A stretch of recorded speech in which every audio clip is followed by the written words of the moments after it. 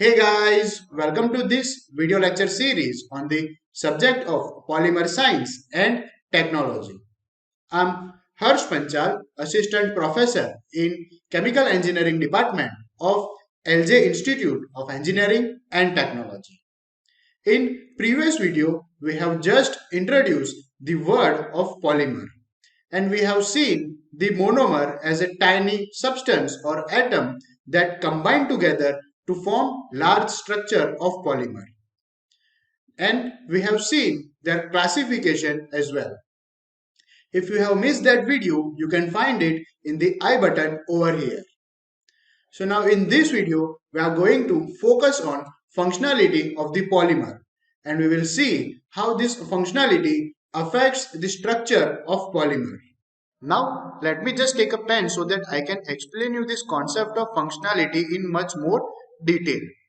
Well, the functionality of the monomer can be defined as the number of site present in the monomer, right? So basically functionality is nothing but number of site present in the monomer for bonding to another monomer under given condition of polymerization reaction. To explain this, let me just take one example of ethene molecule. We have ethane as two carbon which are connected with the double bond like this, and both the carbon has two hydrogen atom, right? Like this, these two hydrogen are being attached to this carbon and two hydrogen is being attached to this carbon. Now let me just tell you one thing. This carbon hydrogen bond, particularly this carbon hydrogen bonds, are very strong. So we cannot easily break this carbon hydrogen bond. Instead, what we do is we break this carbon carbon bond which is relatively weak. So what if I break this particular bond like this? Let me just show you this particular bond I have broken out, right? So due to this carbon is now having one free radical or one electron is free now. But similarly, this also carbon also has been one free radical. That means this carbon can link with another molecule or another monomer in this way, and this particular carbon can also react with one more hydrogen or one more monomer like this. So we can say that this particular element of ethene is basically bifunctional monomer, right? It has two active side, or it is basically there are two bonds that monomeric unit can form, right? This monomer can form two more bonds, one in this direction and one more in this direction.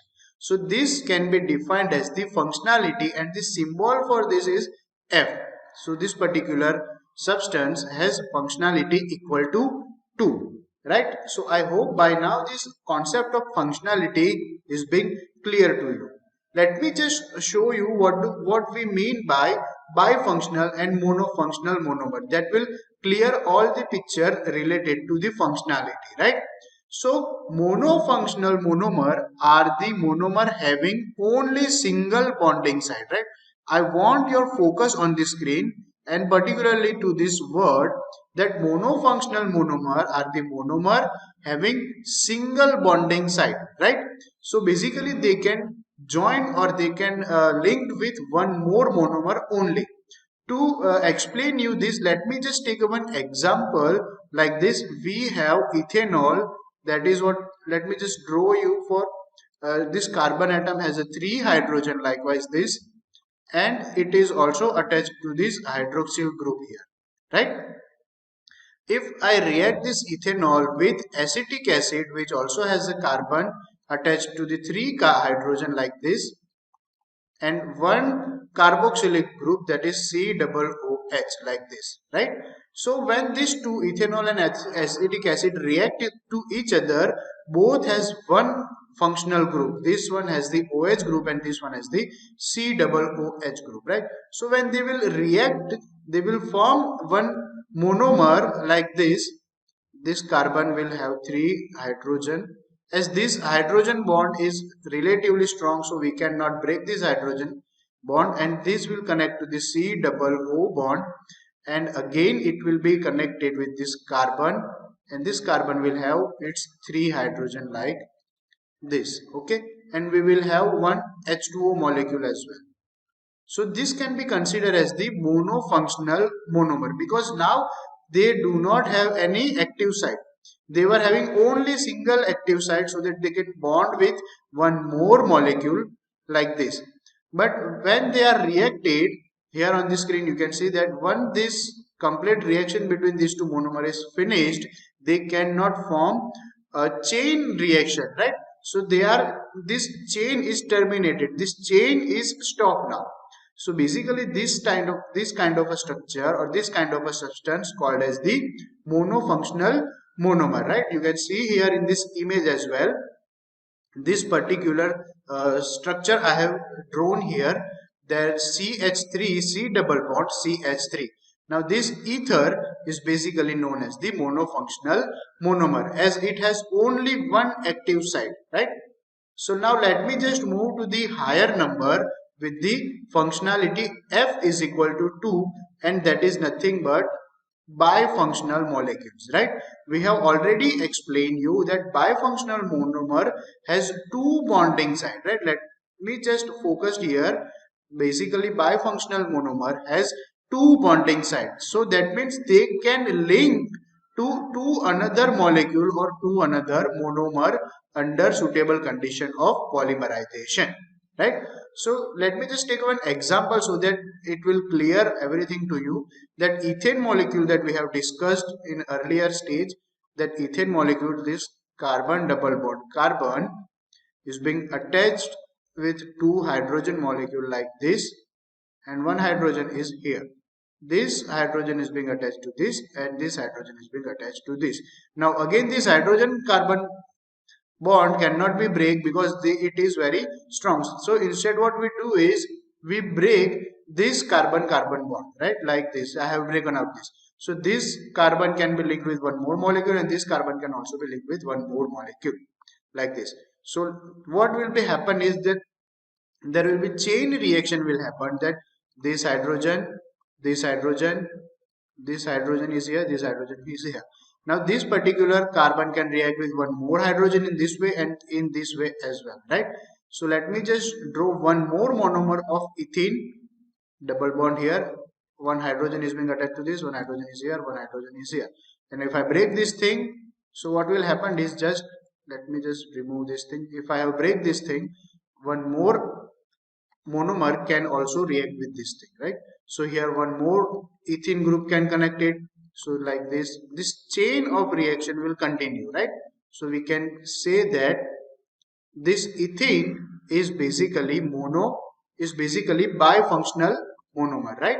Let me just quickly take one more example of this bifunctional group so that it will clear a complete picture about this functionality, right? Now let me just rub this thing quickly, and we will have one example of a substance called as the let me just quickly rub this thing, ethylene glycol, right? Let me just take example of, so ethylene glycol basically has a two carbon like this. Here is one more carbon, and both the carbon are attached to the hydrogens like this. Here you can see this hydrogen, and this particular carbon is attached to this hydroxyl group, and this particular carbon is also attached to this hydroxyl group. So now this particular monomer of this ethylene glycol can react in two ways. One, it can be reacted in this direction, and it can also react in this direction as well. So we can say that this ethylene glycol has the functionality of two, because it can be reacted with this one group, and it also can be reacted with this one group as well, right? So this is the one more example of bifunctional monomer. Now let me just show you different bifunctional monomer. Here in this image you can see that I have explained you this thing, right? Ethylene, example of ethene as the bifunctional, and here is, you can see on the screen, example of malonic acid, right? So both the compound can be considered as the bifunctional monomers.